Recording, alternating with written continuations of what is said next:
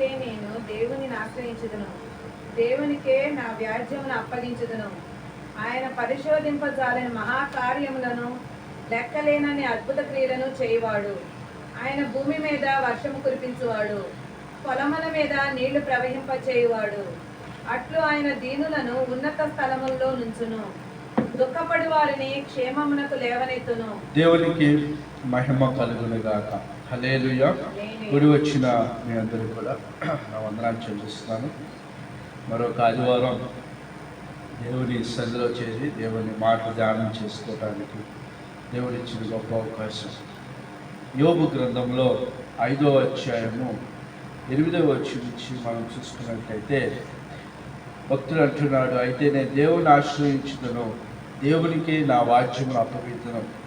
ఆయన పరిశోధింపజాలని మహాకార్యమును, లెక్కలేని అద్భుత క్రియలను చేయువాడు. ఆయన భూమి మీద వర్షం కురిపించేవాడు, పొలముల మీద నీళ్లు ప్రవహింపచేయవాడు. అట్లు ఆయన దీనులను ఉన్నత స్థలములో ఉంచును, దుఃఖపడు వారిని క్షేమమునకు లేవనెత్తును. ఆయన దీనులను ఉన్నత స్థలములో ఉంచును. ఈరోజు మన వాగ్దానం, దేవుడు చెప్పే మాట ఏంటంటే, దీనులను ఆయన ఉన్నత స్థలములో ఉంచే దేవుడు, దీన మనస్సు కలిగిన వారు. యోబు జీవితము చాలా కష్టాల్లో గుండా వెళ్తుంది. అప్పటికి ఆస్తి, పిల్లలు సమస్తము పోయినవి. యోబు శరీరము కూడా అనారోగ్యంతో ఉన్నది. ఎక్కడ కూడా ఆరోగ్యము తన శరీరంలో లేదు. అయితే చాలా పరిస్థితులు గుండా యోబు వెళ్తున్నాడు. అప్పుడు యోబును పలకరించడానికి తన స్నేహితులు వచ్చారు. కొంతమంది కొన్ని విధాలుగా మాట్లాడారు, కొంతమంది బలపరిచారు, కొంతమంది ఏమో మరలా ఆయన్ను బాధ పెట్టే మాటలుగా మాట్లాడారు. అయితే ఇక్కడ అంటున్నాడు, నేను నా దేవుని ఆశ్రయించుదును. 8వ వచనం, దేవునికే నా వ్యాజ్యమును అప్పగించుదును. ఆయనకు ఎదురవుతున్న పరిస్థితులు చూస్తుంటే ఎవరు కూడా అర్థం చేసుకునే పరిస్థితులు లేవు యోబు జీవితం. అందుకే అంటున్నాడు, నా వ్యాజ్యమును అంటే నా సమస్యను, నా పరిస్థితులను ఎవరికి చెప్తాడంటే, నా వ్యాజ్యమును ఆయనకే అప్పగిస్తూ ఉంటాను. ఆయన పరిశోధింపజాలక మహాకార్యములు, లెక్కలే అద్భుత క్రియలు చేయవాడు. దేవుడు అద్భుతాలు చేసే దేవుడు. ఆయన భూమి మీద వర్షం కురిపించేవాడు, పొలముల మీద నీళ్లు ప్రవహింపచేవాడు. దేవుడు ఎవరంటే అద్భుతాలు చేసే దేవుడు. ఆయన పొలముల మీద నీళ్లను ప్రవహింపచేసే దేవుడు. కాబట్టి ఈ పరిస్థితులన్నిటినీ నా వ్యాజ్యమును దేవునికి నేను అప్పగిస్తాను అని చెప్తూ, నా దేవుడు ఎవరో అని చెప్పుకుంటున్నాడు. నా దేవుడు అద్భుతాలు చేసే దేవుడు, ఆశ్చర్యకార్యం చేసే దేవుడు అని చెప్తున్నాడు. తర్వాత వచ్చినాడు, అట్లు ఆయన ఎవరైతే ఆయన నమ్ముకుని ఉంటారో, ఆయన మీద ఆధారపడుతూ ఉంటారో వారిని అట్లు ఆయన దీనులను ఉన్నత స్థలములో ఉంచును. ఎవరైతే దేవుడి నమ్మకం కలిగి ఉంటారో, దేన మనస్సు కలిగి ప్రతి పరిస్థితిలో దేవుడిని కలిగి ఉండి దేవుడు చేసే సహాయం కోసం, దేవుడిచ్చే జవాబు కోసం ఎదురు చూస్తూ ఉంటారో వారిని దేవుడు ఏం చేస్తాడంటే ఉన్నత స్థలములో ఉంచుతాడు అనే ఒక నిరీక్షణ ఈ భక్తుడికి కనపడుతుంది. తర్వాత దుఃఖపడు వారిని క్షేమమునకు లేవనెత్తును. దుఃఖము ఎల్లకాలం ఉండదు.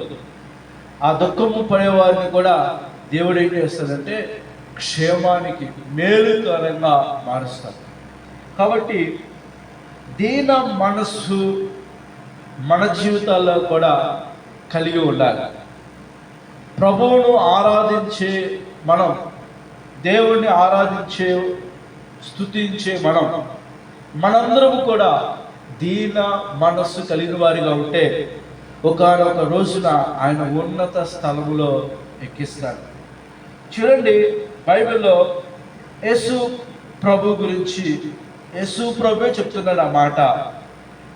బైబిల్లో మత్తయి సువార్త 11వ అధ్యాయం ఆయన చెప్తున్న మాట.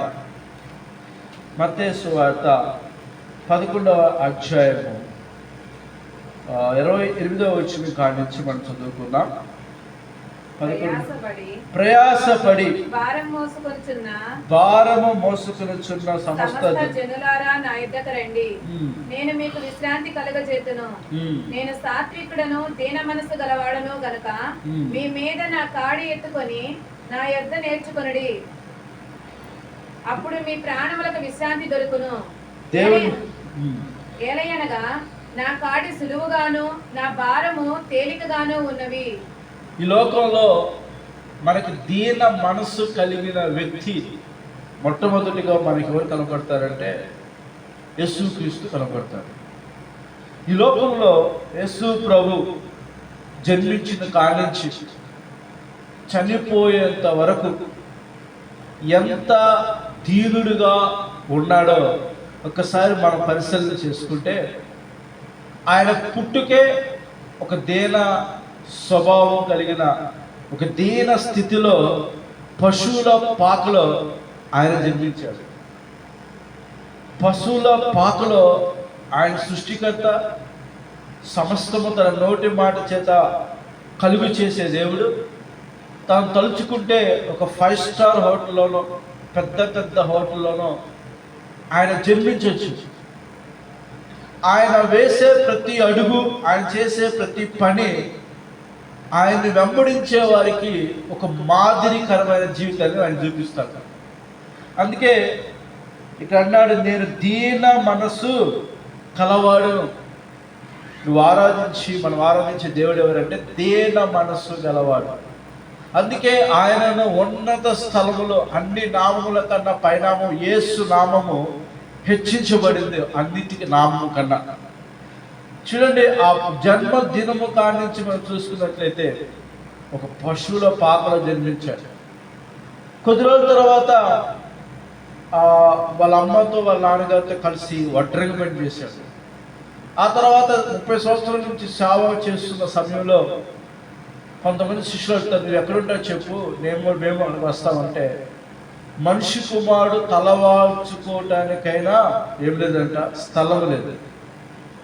అంటే ఆయన కంటూ ఏది కూడా ఈ లోకంలో కనీసం తలవాల్చుకోవటానికి కూడా ఏమీ లేదు.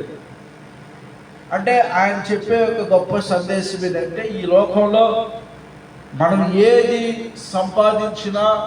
సంపాదించకపోయినా ఏది కూడా మనం తీసుకుని వెళ్ళాం అని ఒక ఉదాహరణగా ఆయన జీవితాన్ని ప్రజలకు చూపించాడు. ఆయన ఎంతగా తగ్గించుకుని ఉన్నాడంటే, ఆయన ఆ యొక్క తలవాల్చుకుడికైనా స్థలం లేదని చెప్పిన ఆ మనిషి యేసయ్య ఒక స్త్రీ, పాపాత్మురాలైన స్త్రీని రాళ్ళతో కొట్టి చంపాలని వచ్చినప్పుడు ఆయన నేలకు వంగి కింద రాయటం మొదలుపెట్టాడు. అంటే ప్రతిదీ కూడా ఆయన యొక్క జీవిత లైఫ్ స్టైల్ అంతా ఒక దీన మనస్సు కలిగిన వాడే కాదు, దీన మనస్సు కలిగిన జీవితాన్ని చూపించడమే కాకుండా అనేక ఎగ్జాంపుల్గా, ఉదాహరణగా ప్రజలకు చూపించాడు.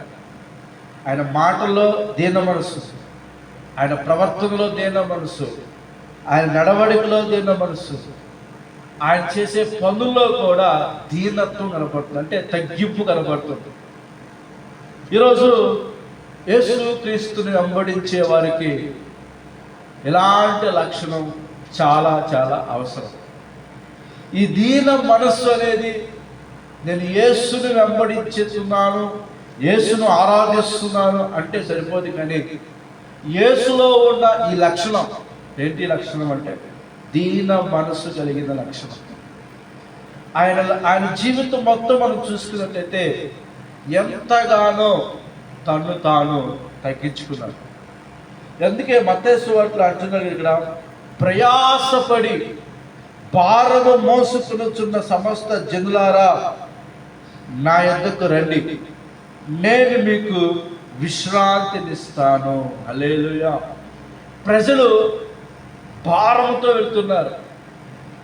మోయలేని భారం, సమస్యలనే భారం, రోగాలనే భారం, ఆర్థిక పరిస్థితులనే భారం. ప్రతి మానవుడు ఏదో ఒక భారంతో నడుస్తూ ఉంటాడు. అయితే ఆ భారము తీసివేసే దేవుడు ఎవరంటే ప్రభు అయిన యేసుక్రీస్తు.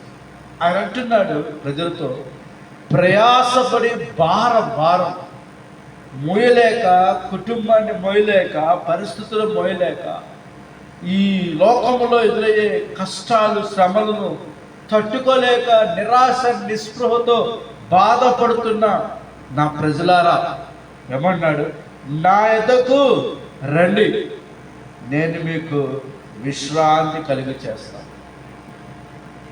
నేను మీకు ఆ భారము తీసివేసి నెమ్మదినిస్తాను. అక్కడితో ఆగట్లేదు ఆయన. నేను సాత్వికులను, దేన మనసు గలవాడు గనక మీ మీద నా కాడి ఎత్తుకుని నా యొద్ద నేర్చుకుని, అప్పుడు మీ ప్రాణాలకు విశ్రాంతి దొరుకును. హల్లెలూయా.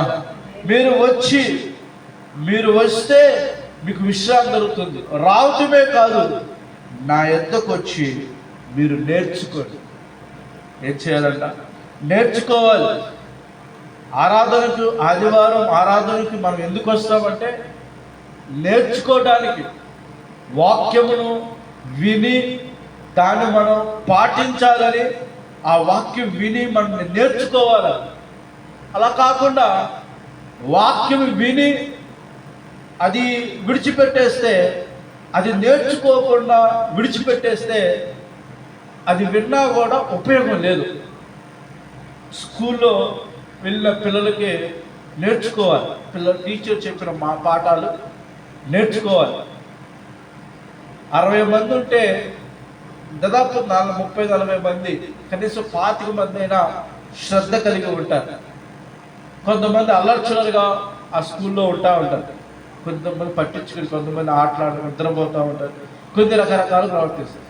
కానీ లైఫ్లో జీవితంలో ఎవరు బాగుపడతారంటే వాళ్ళు శ్రద్ధగా విని నేర్చుకుంటారే వాళ్ళే బాగుపడతారు. మిగతా వాళ్ళు ఎవరు బాగుపడతారు. ఇది మనం చూస్తూ ఉంటాం. ఆ టీచర్ చెప్పినప్పుడు నేర్చుకునేవాడు మనసు ఉంటే. ఇక్కడ ఏసే అన్నాడు, నేను దీన మనసు గలవాడును, నా యొద్దకు రండి, నేను సాత్వికుడు, దీన మనసు గలవాడు కనుక మీ మీద నా కాడి ఎదుకు నా యొద్ద నేర్చుకుని, అప్పుడు మీ ప్రాణాలకు విశ్రాంతి దొరుకుతుంది. దీన మనసు కలిగిన వ్యక్తి ఎవరంటే ప్రభు అయిన యేసుక్రీస్తు. మరి మనమందరం ఏం చేయాలంటే దీన మనసు కలిగిన ఆ యేసుని వెంబడించే మనము ఆయన దగ్గరికి వచ్చి నేర్చుకోవాలి. ఇక్కడ అదే అన్నాడు, రండి, మీకు విశ్రాంతి దొరుకుతుంది, నెమ్మది దొరుకుతుంది, మీ ప్రాణాలకు నెమ్మది దొరుకుతుంది, విశ్రాంతి దొరుకుతుంది చెప్తూ మీరు నేర్చుకోవటమే కాదు, దాన్ని ఏం చేయాలంట? పాటించాలి. ఈరోజు వినేవారుగా ఉన్నారే కానీ వారి జీవితాల్లో అన్వయించుకుని పాటించేవారు ఈనాడు క్రైస్తవుల్లో లేరు. ముఖ్యంగా దేవుని మందిరాలకు వెళ్తున్న వారు లేరు. ఎందుకంటే వింటున్నారు, వెళ్ళిపోతున్నారు, కానీ దాన్ని హృదయంలో చేర్చుకుని ఈరోజు ఈ ఆదివారం ఈ వాక్యం నేను విన్నాను, మరి నాకు ఎదురయ్యే ఆ వాక్య ప్రకారమైన సమస్య వచ్చినప్పుడు నేను నిలబడాలా, నేను ఆ వాక్య ప్రకారం జీవించాలా అన్న మనుషులు చాలా చాలా తక్కువ మంది. ఎందుకంటే దీన మనస్సు కలిగిన దేవుడి దగ్గరికి మనం వస్తే మనకు కూడా అలాంటి మనసు వచ్చేస్తుంది. ఆయన దగ్గర నేర్చుకుంటా ఉంటే మనకు కూడా అలాంటి మనసు వస్తుంటుంది. ఎందుకు అంటే దీనులను యేసయ్య ఏం చేస్తారంట? ఉన్నతమైన స్థలములో ఉంచుతారు. దీన మనసు దీనులను, గర్విష్ఠులంటే దేవుడికి అసహ్యం. దీనం నేర్చుకుని దీనత్వం అనేది ఎప్పుడు వస్తుందంటే లోబడటం, దేవుని వాక్యానికి లోబడటం, దేవుని మాటకు విధేయత చూపటం. ఎప్పుడైతే దేవుని మాటకు విని విధేయత చూపి దాన్ని పాటిస్తాడో ఆటోమేటిక్గా వాడిలోకి ఏమొస్తుందంటే దీన మనస్సు వస్తుంది. అది ఎలాగంటే దేవుని దగ్గర కూర్చుని వింటున్నప్పుడు. ఈరోజు మనము ఒకసారి మనలో మనం పరిశీలన చేసుకున్నాం. ఎందుకంటే వినేసి వెళ్ళిపోయే ప్రజలుగా మనం ఉంటే ఈ భక్తి వ్యర్థమే. ఈ సంవత్సరాలు చేసే ఈ భక్తి వ్యర్థమే.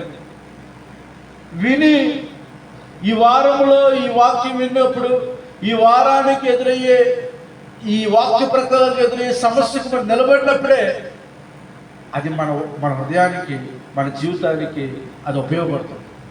లేకపోతే అది శూన్యం. అందుకే యేసయ్య అన్నాడు, దీనులను ఆయన ఎక్కడ చూస్తారంటే ఉన్నత స్థలం.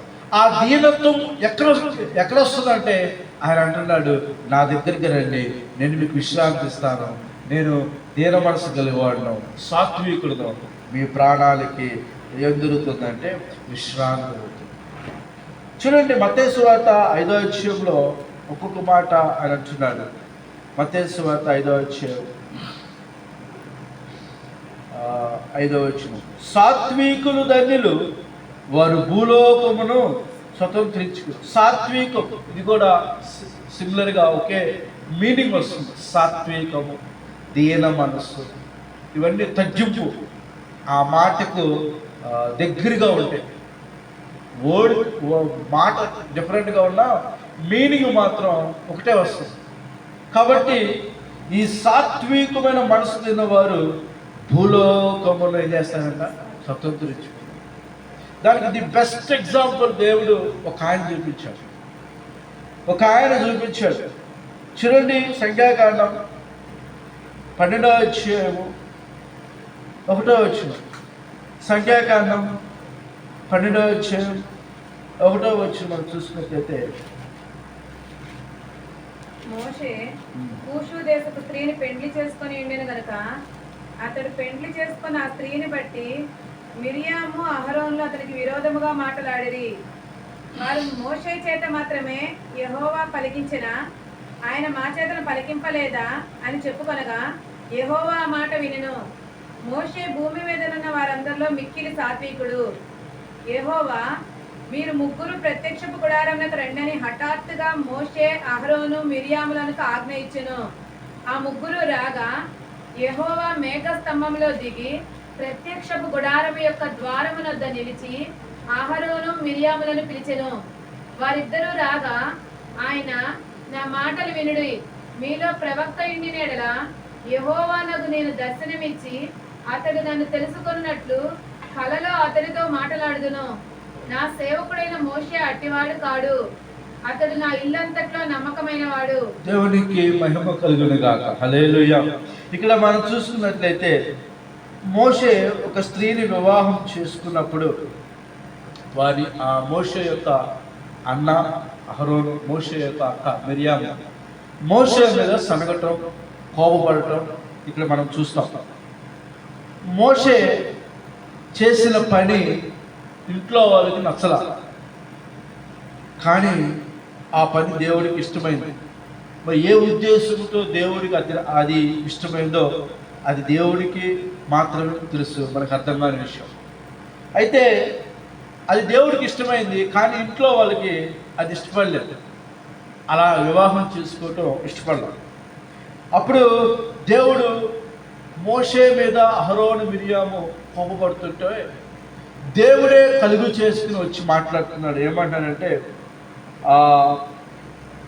2వ వచనం, మిరియాము అహరోను అతని విరోధంగా మాట్లాడి, వారు మోషే చేత మాత్రమే యెహోవా పలికించిన, ఆయన మా చేత పలికింపలేదా అని చెప్పుకొనగా యెహోవా ఆ మాట వినెను. దేవుడు మోషేతోనే మాట్లాడతాడా, మాతో మాట్లాడా అంటే దేవుడికి మోషేనే ఇష్టమా అని దేవుడి మీద సనగటం, గొనగటం మొదలుపెట్టారు. అప్పుడు మోషే మీద మాట్లాడుతున్న మాటలను దేవుడు విన్నాడు. విని వచ్చి ఒక మాట అంటున్నాడు. ఏమని తెలుసా, మోషే భూమి మీద ఉన్న వారందరిలో మిక్కిలి సాత్వికుడు. ఏమ్మా అహరోను, ఏమమ్మా మిరియాము ఏం మాట్లాడుతున్నారు మోషే గురించి మీరు? నా యొక్క ఏమంటున్నాడు, ఈ భూమి మీద ఉన్న వారందరిలో ఆయన ఎవరంట? మిక్కిలి సాత్వికుడు. మీరెందుకు అలా ఆయన మీద సలుగుతున్నారు, ఆయన మీద చెడుగా మాట్లాడుతున్నారని ఈ దేవుడికే కోపం వచ్చి వీరందరూ ప్రత్యక్ష గుడారంలోకి రండి అన్నారు. మరుసటి దినమున వారందరూ ప్రత్యక్ష గుడారంలోకి వచ్చినప్పుడు మోషే గురించి దేవుడే స్వయంగా వారికి సాక్ష్యం ఇస్తున్నాడు. ఏమంటున్నారు తెలుసా? నా సేవకుడైన 6వ వచనం, వారిద్దరూ రాగా ఆయన ఈ మాటలు వినుడి, నా మాటలు వినుడి, మీలో ప్రవక్త ఉండేలా యెహోవాను నేను దర్శనమిచ్చి అతను తెలుసుకున్నట్లు కలలో అతనితో మాట్లాడుదును. నా సేవకుడైన మోషే అట్టివాడు కాదు, అతడు నా ఇల్లంతటిలో నమ్మకమైన వాడు. నేను గోడ భావంతో కాదు, దర్శనమిచ్చి ముఖాముఖిగా అతనితో మాట్లాడుదును. అతను యెహోవా స్వరూపము నిదానం చూచును. కాబట్టి నా సేవకుడు మోషేకు విరోధముగా మాట్లాడుటకు మీరేలా భయపడలేదు? ఆ ప్రత్యక్ష గుడారంలో వారిద్దరికి దేవుడు ఒకలాంటి వార్నింగ్ ఇస్తున్నాడు. మోషే ఎవరో తెలుసా? నా ఇల్లంతటిలో నమ్మకస్తుడు. మోషే ఎవరో తెలుసా? ఈ భూలోక వందకులో సాత్వికుడు. హెబ్రీయుల పత్రిక పౌలు గారు చెప్తాడు, దేవుని ఇల్లంతటిలో మోషే ఎవరంటే నమ్మకస్తుడు. మరి అలాంటి నమ్మకస్తుడు, అలాంటి సాత్వికం కలిగిన ఈ మోషే, దీన మనసు కలిగిన ఈ మోషే మీద తన అన్నలు అహరోను, మిరియాము అక్కలు నిందలు మోపినప్పుడు దేవుడే స్వయంగా వచ్చి వారితో మాట్లాడతాడు. మీరు అలా మాట్లాడకూడదు, అలాగ సేవకుల మీద మీరు మాట్లాడటం మీకు ఎందుకు భయం రావట్లేదు అని దేవుడు వారిని ఖండించాడు, గద్దించాడు.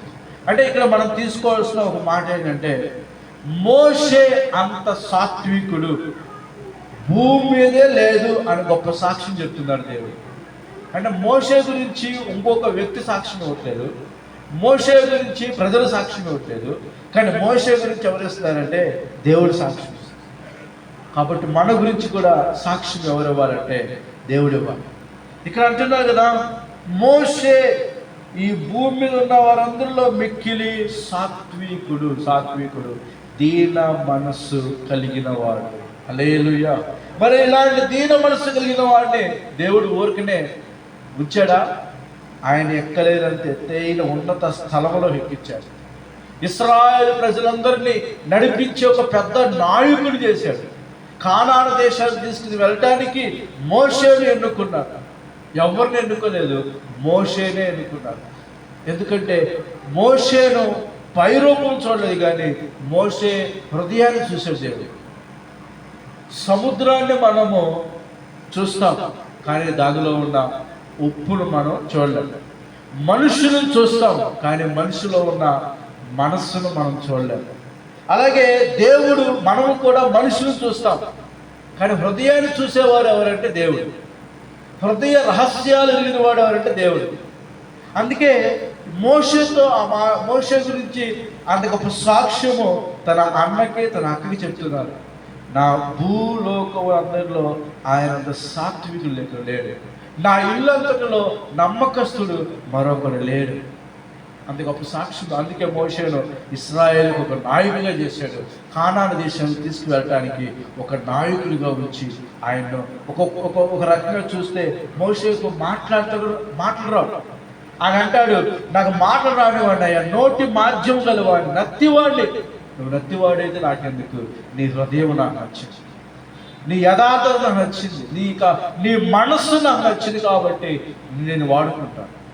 దేవుడు నత్తివాడా, తెలివి లేనివాడా, తెలివి తక్కువవాడా అని చూడడు. లోపల ఇన్నర్ మ్యాన్ చూస్తాడు, అంతరంగ పురుషుడు చూస్తాడు. ఈరోజు అలాంటి స్వభావము మోషేతో గురించి సాక్ష్యం చెప్పినట్టుగా ఈరోజు దేవుడు మన గురించి సాక్ష్యం చెప్పగలుగుతున్నాడా? మన గురించి దేవుడు చాలా దీన మనస్సు కలిగిన మనుషులని దేవుడు చెప్పగలుగుతున్నాడా?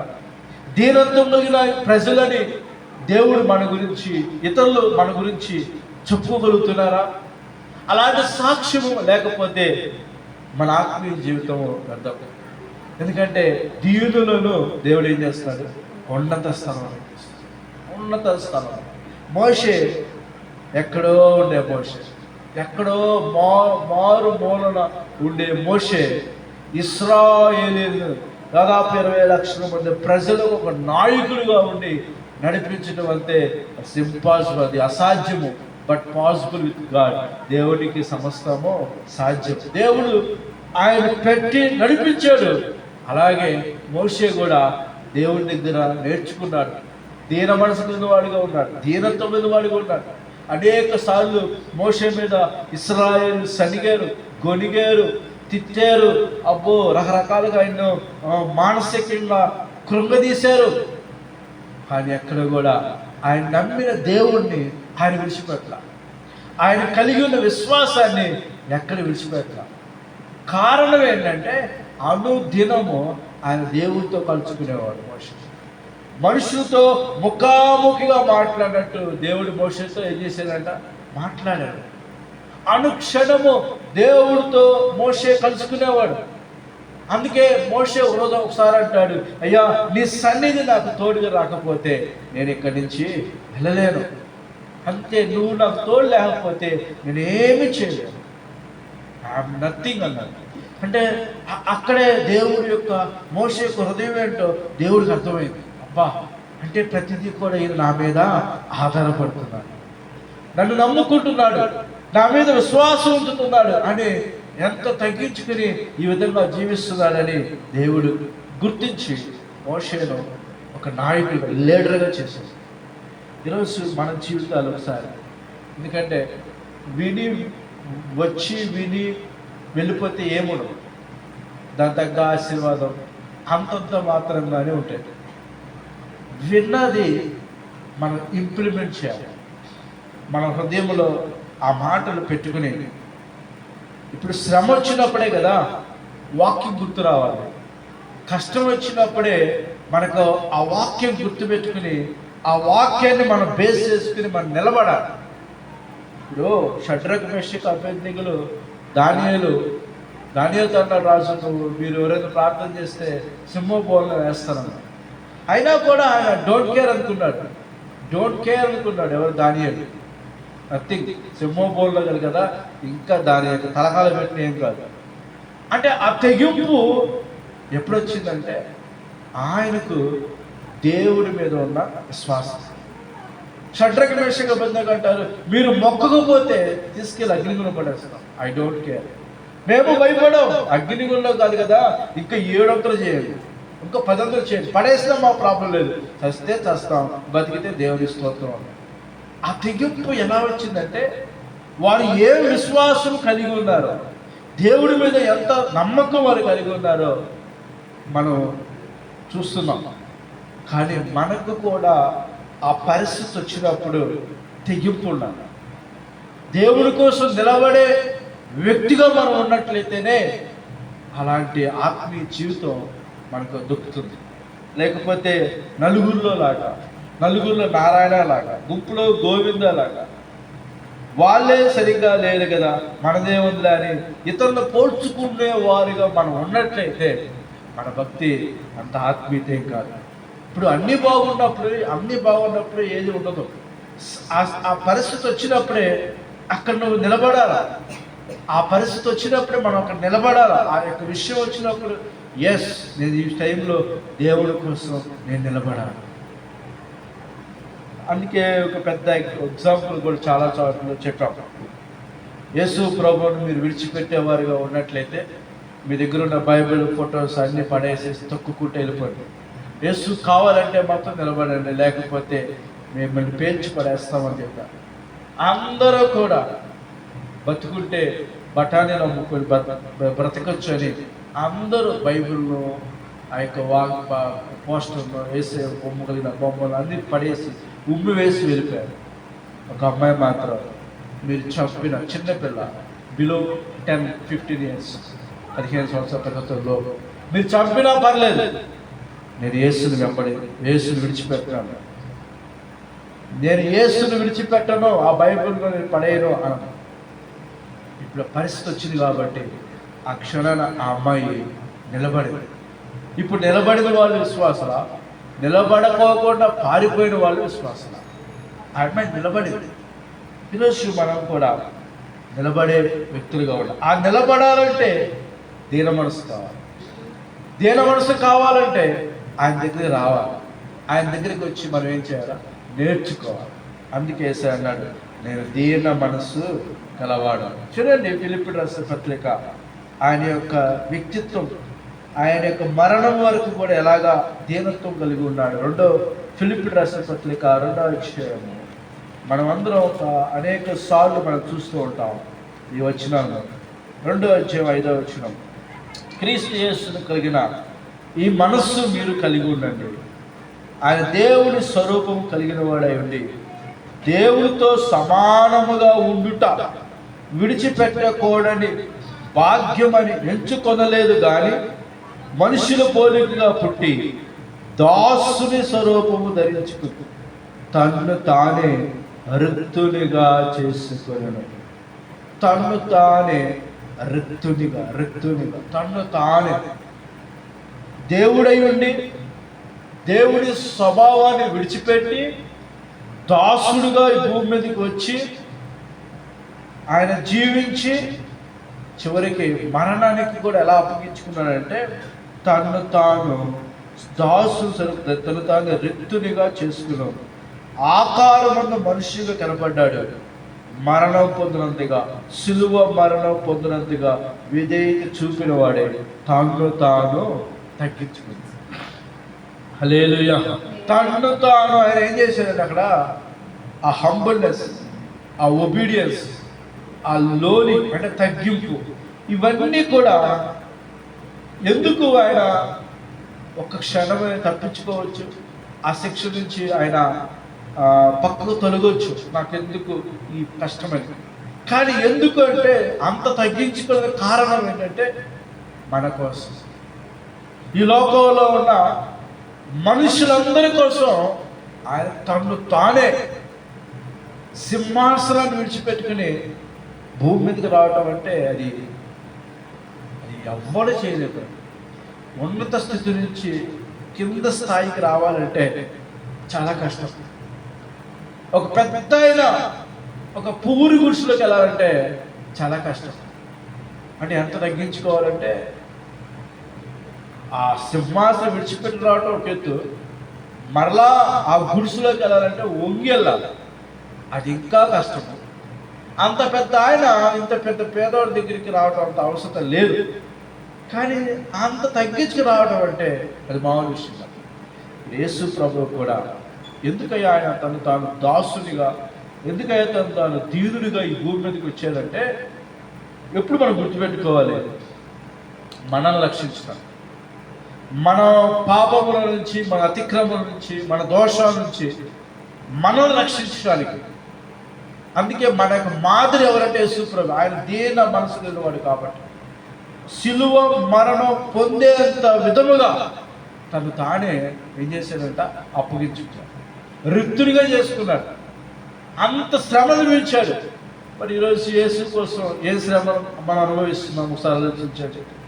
యేసయ్య కోసం ఏ అవమానం మనం ఎదురవుతుంది మనకి, యేసయ్య కోసం కనీసం ఏ కష్టం మనం అనుభవిస్తున్నాం, యేసయ్య కోసం ఏ బాధను మనం అనుభవిస్తున్నాం. ఇప్పుడున్న పరిస్థితుల్లో ఎవడు కూడా అంత డేర్గా లేడు.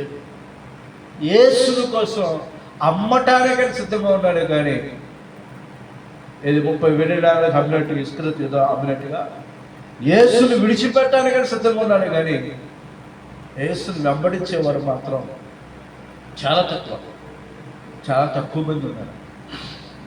ఈరోజు మనం చూసినట్లయితే మనందరికీ మాదిరి యేసు ప్రభు.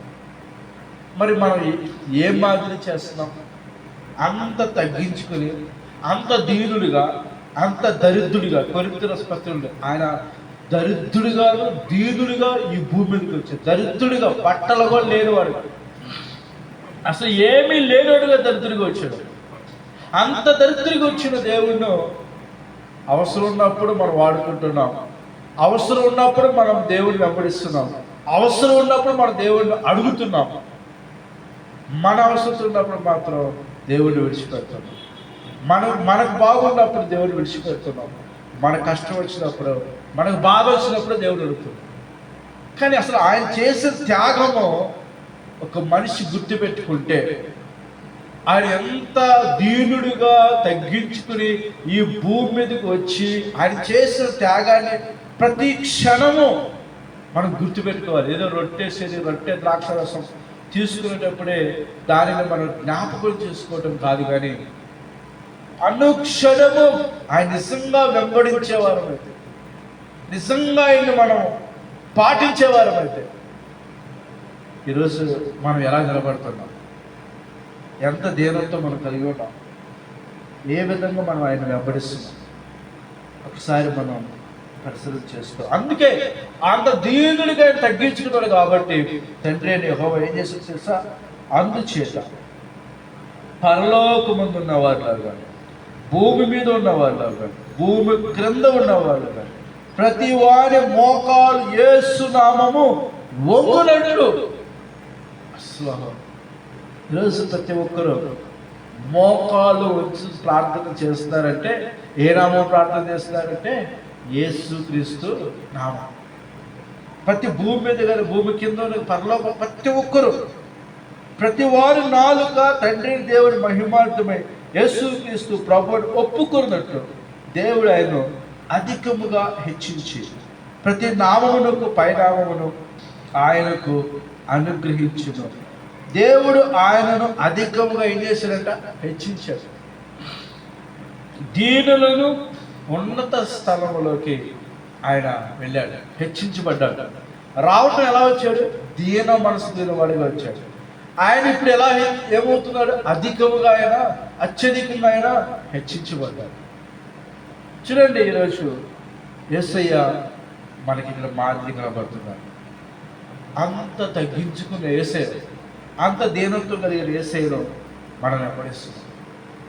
మనం కూడా ఆశీర్వదించబడాలంటే, మనము కూడా ఉన్నత స్థలములోకి వెళ్ళాలంటే యేసుని వెంబడించే మనం అలాంటి దీన మనస్సు మనకు కూడా కలిగి ఉండాలి.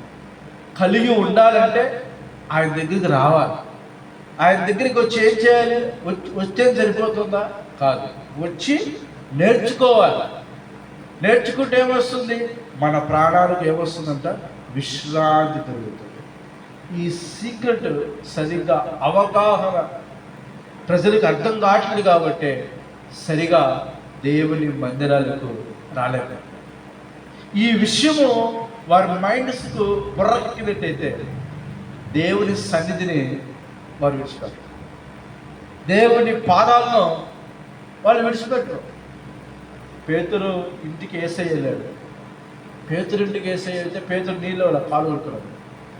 సరే వెళ్ళి కూర్చున్నాడు. ఒక ఆమె పరిగెత్తుకుంటూ వచ్చేసి ఆయన కాళ్ళ మీద పడి కన్నీళ్ళతో ఆయన పాదాలు కడిగేసి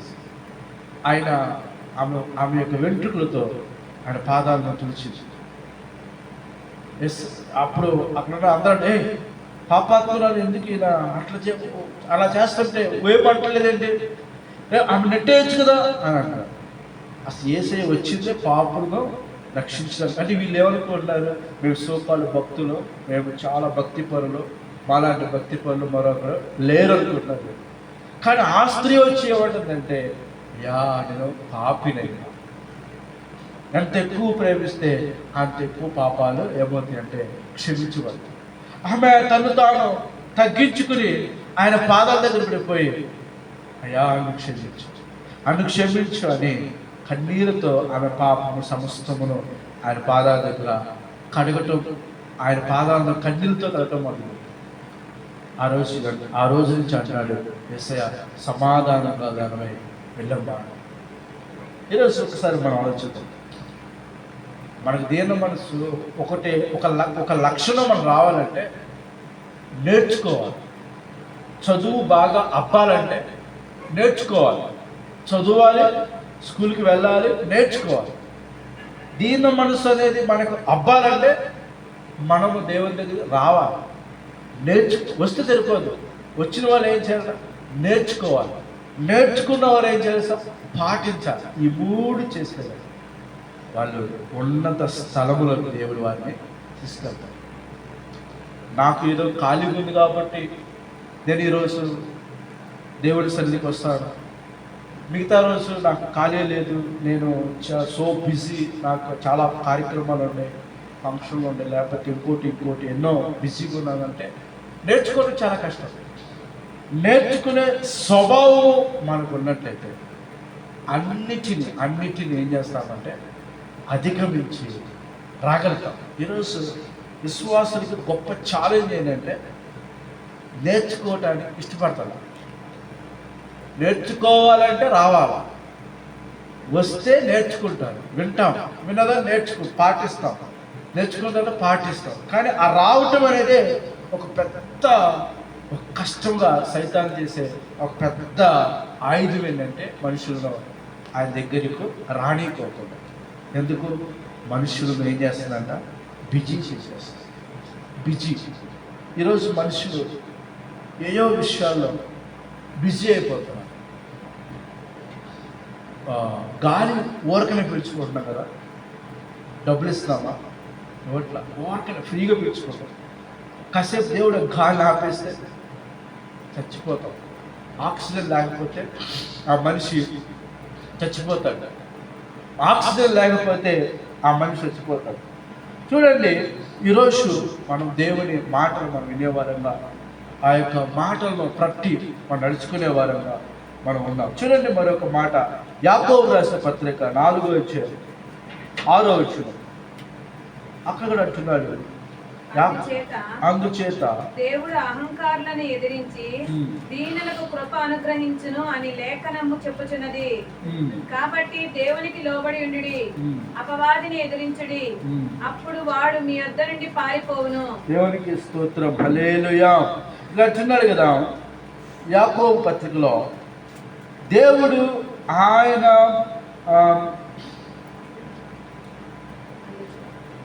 ఎక్కువ కృపనిచ్చును. 6వ వచనంలో ఆయన ఎక్కువ కృపనిచ్చు. అందుచేత దేవుడు అహంకారులను ఎదిరించి దీనులకు కృప అనుగ్రహించి లేఖనము చెప్పుతుంది. కాబట్టి దేవునికి లోబడి ఉండండి, అప్పుడు అపవాదిని ఎదిరించండి, అప్పుడు వాడు మీ యొద్ద నుండి పారిపోడు. ఇక్కడ యాకోబు స్పష్టంగా చెప్తున్నాడు, దేవుడు ఎవరికి కృప చూపిస్తారంటే దీన మనస్సు కలిగినవాడు. అహంకారులు అంటే ఎవరు? లోబడిన వారు, దేవుని మాటకు లోబడిన వారు, దైవశుని మాటకు లోబడిన వారు, తల్లిదండ్రుల మాటకు లోబడిన వారు. ఏదన్నా ఒకళ్ళు మంచి చెప్తుంటే ఆ మంచికి లోబడిన వారు. ఈరోజు చూడండి, మనిషికి ఉన్న స్వభావం ఏంటంటే లోబడడు ఈరోజు మనిషి. అందుకే యేసు బైబిల్ లోబడినలోనే నా ప్రజలారా దినమంతా మీ కొరకు నా చేతులు చాపుచున్నారు. లోబడని ఒక మనస్సు లోబడతలేదంటే ఆ మనిషికి ఏమొచ్చినట్టు? గర్వం వచ్చేసి. ఆ గర్వం ఏం చేస్తుందంటే నాశనాన్ని తీసుకెళ్తుంది. పడిపోవటకు ముందు గర్వం నడుస్తున్నాడు. చూడండి, భక్తుడైన యాకోబు చెప్తున్నాడు, గర్వము దేవుడు అహంకారం ఎదిరిస్తాడు. కాబట్టి కృప చేత ఆయన దీనులకు ఏం చేస్తారంటే కృప అనుగ్రహిస్తాడు. కాబట్టి మీరు దేవుడికి లోబడండి, అప్పుడు మీరు అపవాదిని ఎదిరిస్తారు. దాని కింద ఒక మాట అన్నాడు 9వ వచనం, దేవుని యొద్దకు రండి, అప్పుడు ఆయన మీ యొద్దకు వచ్చు. దేవుని యొద్దకు మీరు రండి. ఇందాక అదే చెప్పాడు, యేసయ్య అదే చెప్పాడు, నా యొద్దకు రండి, నేను మీకు విశ్రాంతిని ఇస్తాను. నా యొద్దకు వచ్చి మీరు నేర్చుకోండి, ఎందుకంటే నేను దేన మనసు కలిగివాను, సాత్వికుడు అంటున్నాడు. ఈరోజు మనం కూడా ఆయన దగ్గరకు, ఇక్కడ యాకోబు కూడా మరలా పిలుస్తున్నాడు, రండి, దేవుని దగ్గర రండి, అప్పుడు మీ దగ్గర దేవుడు వస్తాడు. అప్పుడు ఆయన మీ యొద్దకు వస్తాడు. అప్పుడు మీ యొద్దకు వచ్చి మీ హృదయాలను పరిశుద్ధపరిచి మీ దుఃఖమును, ఏడుపును, నవ్వుడు, దుఃఖమును, చింతకు అన్నీ మార్చేస్తాడు. మీ దుఃఖాన్ని తీసివేసి ఆనందానికి, మీ ఏడుపును తీసివేసి సంతోషానికి ఆయన మారుస్తాడు. కాబట్టి ఆయన దగ్గరికి రండి. కానీ ఈరోజు నాకు పెద్ద క్వశ్చన్ మార్క్ ఏంటంటే, మనిషి దేవుని దగ్గరకు రావటం లేదు. ఎందుకంటే మనిషికి చాలాగా ఏమైపోయారంటే ఆయన వారి ఇష్టముగా విధముగా వారు జీవిస్తూ ఉన్నారు. అందుకే మనిషికి వారు లోబడతలేరు, దేవుడు లోబడతారు. కానీ యాకోబు అన్నాడు, రండి రండి దేవుడు మీకు కృప చూపిస్తాడు. మరొక 2 మాటలు చదివి ప్రార్థన చేసుకున్నాం. కీర్తన రండి ఒకసారి. అక్కడ దేవుడు ఏం మాట్లాడుతూ కొన్ని మాటలు. 37వ కీర్తన 11వ వచనం. 37వ కీర్తన 11వ వచనం చదువుకున్నాం. దీనులు భూమిని స్వతంత్రించుకొందురు, బహుక్షేమము కలిగి సుఖించెదరు. ఇక్కడ చూడండి, దీనులు భూమిని స్వతంత్రించుకుందరు. ది బెస్ట్ ఎగ్జాంపుల్ ఎవరంటే అబ్రహాం. దీనిలో అబ్రహాం లోబడ్డాడు, ప్రశ్నలు వేయలే. ఎప్పుడు అబ్రహాం దేవునికి అవిధేయత చూపలా. అందుకే అబ్రహాముతో అన్నాడు, నా స్నేహితుడు అన్నాడు, నా స్నేహితుడు అన్నాడు. అబ్రహాం గురించి దేవుడు గొప్ప సాక్ష్యం. అందుకే ఒకానొక రోజు అబ్రహాం చూడు, కుడి ఎడమకి తూర్పు దక్షిణ ఉత్తరం 4 దిక్కులు చూడు, నీ కను చూపు మేరకు ఎంతైతే నువ్వు చూస్తున్నావు అదంతా నేను నీకు ఇస్తున్నాను అంటాడు. ఎంత గొప్ప వాగ్దానం ఇది! ఎలా ఆయనకి స్వతంత్రం అయిందంటే అబ్రహాము దీన మనసు కలిగినవాడు. ఎలా దీన మనసు కలిగినవాడు అంటే, దీన మనసు ఎప్పుడు వచ్చింది? దేవునికి లోబడ్డాడు, దేవుడి మాటకు విన్నప్పుడు. దేవుడి మాట విన్నప్పుడే ఆ మనస్సు ఆయనకు వస్తుంది. అందుకే ఈ మాట అబ్రహాం జీవితం నెరవేర్చబడింది. మరొక మాట 25వ కీర్తన 9వ వచనం మనం చూద్దాం. న్యాయ విధులను బట్టి ఆయన దీనులను నడిపించును, తన మార్గమును దీనులకు నేర్పును. చూడండి, దేవుడు కూడా ఎవరికి నేర్పిస్తాడు? ఇప్పుడు లోబడినోడికే మనం చెప్తాం, లోబడుకోకుండా నాకేం అవసరం లేదు, నా ఇష్టం అన్నవాడికి మనం చెప్పాం. దేవుడు కూడా అంతే. దేవుడికి కూడా కొంచెం విలువలున్న దేవుడు, విలువలున్న దేవుడు. ఆయనకు కూడా కొన్ని ఉండే. ఆయన అన్నాడు, న్యాయ విధులను బట్టి ఆయన దీనులను నడిపించును. ఆయన ఎలా నడిపిస్తాడంటే, న్యాయ విధులను బట్టి ఈ దీన మనసు కలిగిన వారు నడిపిస్తాడు. తన మార్గమును దీనులకు నేర్పును. దేవుడు ఎవరు నేర్పిస్తాడంట? తన మార్గాన్ని దీనులు నేర్పిస్తాడంట. అంటే నేర్చుకోవడానికి ఇష్టపడిన వాళ్ళకి, అయ్యా నువ్వు నాకు మార్గం నేర్పించయ్యా, నేను నేర్చుకుంటానయ్యా, నీ మార్గం నేను వస్తానయ్యా, నీ అడుగుజాడు నేను వస్తానయ్యా అన్నవాడికి మాత్రమే దేవుడు నేర్పిస్తాడు. అందుకే అన్నాడు, ఆయన మార్గమును దీనులకు నేర్పును. మరొక మాట చూద్దాం. 138వ కీర్తన 6వ వచనంలో. 138వ కీర్తన 6వ వచనంలో,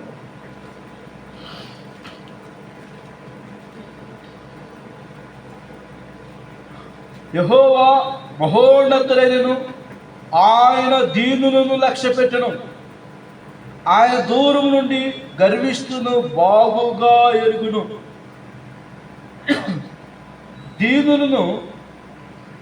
దీనులకు దేవుడు తన మార్గాన్ని చూపిస్తాడు. గుర్తుపెట్టుకోండి, ఎవరికి దేవుడు తన మార్గాన్ని నేర్పిస్తాడు? దీన మనసు లేనివాడు. ఎవరికి దేవుడు అంటున్నారు కదా, యెహోవా మహోన్నతుడైనను, ఆయన దీనులను లక్ష్యపెట్టును. ఎవరు లక్ష్య పెడతారు దేవుడు అంటే? దీన మనసు లేదు వారు. అంటే తగ్గింపు కలిగిన స్వభావం కలిగిన, లోబడి కలిగిన వారినే దేవుడు కూడా లక్ష్య పెడతాడు. వినేవాడినే ఇంకా చెప్పాలనిపిస్తూ ఉండదు, వినని వాడికి ఎన్ని చెప్పినా వేస్ట్ అని ఆపేస్తాం. అలాగే ఏదైనా చెప్పాలన్నా నడిపించాలన్నా ఆ వ్యక్తిలో ఏమన్నాడంటే దీన మనసు. ఇక అదే ఈ దీన మనసు కలిగిన వారికి మీద దేవుడు ఏం చేస్తాడంటే లక్ష్య పెడతాడంట. మోషే మీద అందుకే ఆ స్వభావం మోషేకు ఉంది, ఆ స్వభావం అబ్రహాం ఉంది, ఆ స్వభావం యాకోబు ఉంది, ఆ స్వభావం ఇస్సాకు ఉంది, ఆ స్వభావం షడ్రక్ మేషక్ అబేద్నెగోకు ఉంది. అందరికీ యోసేపుకు ఉంది ఆ స్వభావం. అందుకే వారి మీద దేవుడు లక్ష్య పెట్టాడు. మరొక మాట మనం చూద్దాం. 147వ కీర్తన 6వ వచనంలో, యెహోవా దీనులను లేవనెత్తువాడు, భక్తిహీనులను ఆయన నేలకూల్చును. దీనులను ఏం చేస్తాడంట? లేవనెత్తుతాడంట. 147వ కీర్తన 6వ వచనం, యెహోవా దీనులను లేవనెత్తువాడు, భక్తిహీనులను ఆయన కూల్చేస్తాడు. ఈ దీనులు పడిపోయినా కూడా లేపుతాడు, కృంగిపోయినా లేపుతాడు. యోబు యథార్థవంతుడే, న్యాయవంతుడు. అసలు అతనిలో ఆయనలో ఏ తప్పు లేదు. ఎంత కృంగిపోయాడంటే, ఎంత దరిద్ర పరిస్థితి, రోగము, ఇబ్బంది గెలిపాడంటే, అన్ని కష్టాలు కూడా వెళ్ళాడు. అలాంత గొప్ప భయంకరమైన శ్రమలో మరొక మనిషికి రాలా. అలాంటి స్థితిలో ఉన్న ఆ మనిషిని దేవుడు ఏం చేశాడు? ఆయన దీనులను లేవనెత్తేవాడు. కోల్పోయిన దానికంటే మళ్ళా ఏమి ఇచ్చాడంట? రెండంతలుగా దీనులకు యోబుకు అనుగ్రహించాడు. హల్లెలూయా. తర్వాత 149వ కీర్తన 4వ వచనంలో మనం చూసినట్లయితే, యెహోవా తన ప్రజలందు ప్రీతి గలవాడు, ఆయన దీనులను రక్షణతో అలంకరించును. దీన మనసు కలిగిన వారిని కూడా దేవుడు తన రక్షణతో అలంకరిస్తాడు. తన ప్రజలను, ఆ మనసు కలిగిన ప్రజలను కాపాడుతూ ఉంటాడు, కావలి కాస్తూ ఉన్నాడు. ఇప్పుడు లోబడ్డవాడికి, దీన మనసు కలిగిన వాడికి ఎవరైనా మేలు చేస్తారు. వినే స్వభావం, నేర్చుకునే స్వభావం ఉన్నవాడికి ఎవరైనా అయితే చెప్పగలుగుతాం. పాటిస్తానయ్యా, నాకు మంచి మేలు చెప్పు అంటే చెప్పగలుగుతాం. మేలు వింటానయ్యా అంటే వారు మాత్రకే వాళ్ళకి కాపుదల ఉంటారు. వాళ్ళకి దేవుడు ఎలా ఉంటాడంటే రక్షణతో వారిని ఏం చేస్తారంట? అలంకరిస్తారంట. చివరిగా ఒక మాట, 2వ కొరింథీయులకు రాసిన పత్రిక 7:6. 2వ కొరింథీయులకు రాసిన పత్రిక 7వ అధ్యాయము 6వ వచనం మనం చదువుకున్నాం. హల్లెలూయా. 7వ అధ్యాయం 6వ వచనం మనం చదువుకున్నాం. అయినను దీనులను ఆదరించు దేవుడు తీతు రాక వలన మమ్మును ఆదరించెను. దేవునికి స్తోత్రం.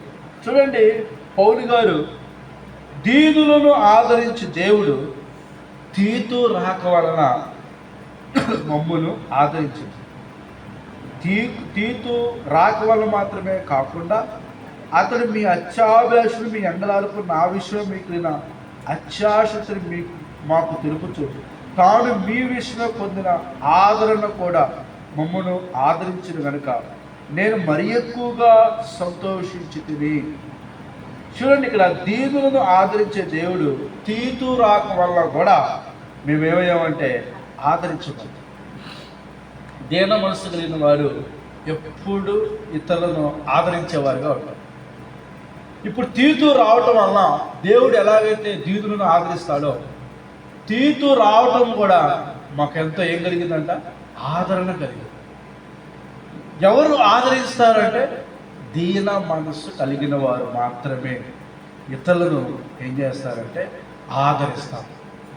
కాబట్టి ఈరోజు మనం ఈ చెప్పబడిన ఈ వాక్యం మనం నేర్చుకునేవారుగా, ఆ మనస్సును మనం కలిగిన వారుగా, ఎందుకంటే దేవుడు ఉన్నత స్థలంలో మనల్ని ఎక్కించాలంటే, మనకు ఉన్నతమైన ఆశీర్వాద దీవులు మనకి కలగాలంటే మనలో ఒక ప్రాముఖ్యమైన గుణ లక్షణం మనం కలిగి ఉండాలి. అదే దీన మనస్సు. దీన మనస్సు దీనులను దేవుడు ఏం చేస్తారంటే ఉన్నత స్థలంలో ఎక్కిస్తారు. దీనులకు ఆయన కృప చూపిస్తారు. దీనులకు ఆయన మార్గాన్ని చూపిస్తారు. దీనులకు వారు నడవలసిన మార్గాన్ని ఆయన బోధిస్తారు. దీనులకు ఆయన రక్షణ కవచముగా ఉంటాడు. దీనులను ఆయన ఆశీర్వదిస్తాడు. అహంకారులను దేవుడు ఏం చేస్తాడంటే ఎదిరిస్తాడు. కాబట్టి ఎంత గొప్ప ఇలాంటి దీన మనస్సు కలిగే ఆ లక్షణము మన జీవితాల్లోకి రావాలంటే మొదటగా మనము ఆయన దగ్గరికి రావాలి. ఎందుకంటే చెప్పేవాడు దీన మనసు కలిగినవాడు ఎవరో యేసు ప్రభు. మనందరికీ మాత్రం యేసు ప్రభు, మరి ఇంకో దీన మనసు కలిగినవాడు ఎవరు లేదు. కాబట్టి మనం ఆయన దగ్గరికి వస్తే మనకు కూడా అలాంటి లక్షణం మనకు కలిగిస్తారు. అలాంటి అనుభవం మనం కూడా కలిగి దేవుల్లో ముందుకు సాగాలని కోరుకుంటూ దేవుడి కొద్ది మాట దీవించి ఆశీర్వదించినగాక ప్రార్థన చేసుకుందాం. అందరూ తలలో వచ్చి కళ్ళు మూసుకున్నట్లయితే, ఈరోజు దేవుడు ఆయన దీనులను ఉన్నత స్థలంలోకి ఎక్కిస్తాను అని చెప్తున్నాను. మనము అలాంటి దీన మనస్సు కలిగేవారుగా ఉండాలని, ఆ లక్షణం ఆయన పాదాల దగ్గర వచ్చినప్పుడు మనం నేర్చుకోగలుగుతాం. ఒకసారి అంత జ్ఞానం మనం పొందుకునేవారుగా మనం ప్రార్థన చేద్దాం.